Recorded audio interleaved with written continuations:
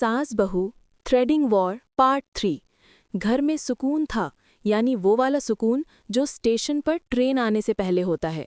बहू आईने के सामने खड़ी अब्रुओं को गौर से देख रही थी। बहू: अम्मा जी, जरा देखें, दोनों बराबर लग रही हैं या एक टीवी एंटीना और दूसरी वाईफाई सिग्नल। सास अंदर आती है, हाथ में धागा पकड़कर। चलो चलो, मैं ठीक करती हूँ। ऐसा स्ट्रेट थ्रेडिंग करूंगी कि मोहल्ले की लड़कियां देखकर रश करेंगी। सीन 1। पहली खिंचाई, बहू की चीख, सास की जीत। सास पहला धागा खींचती है, जप।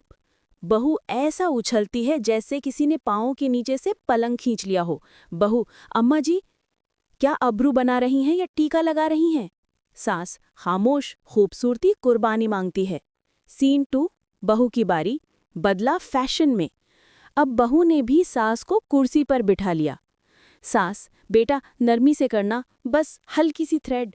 Zip zip. सास की चीखें तो नहीं निकलीं, मगर आंखें ऐसे फैल गईं जैसे मोबाइल बिल देख लिया हो। सास: ओहो, ये हाथ तो तुमने यूट्यूब से सीखा है ना? बहू: जी अम्मा, ट्रेंडिंग थ्रेडिंग। सीन 3।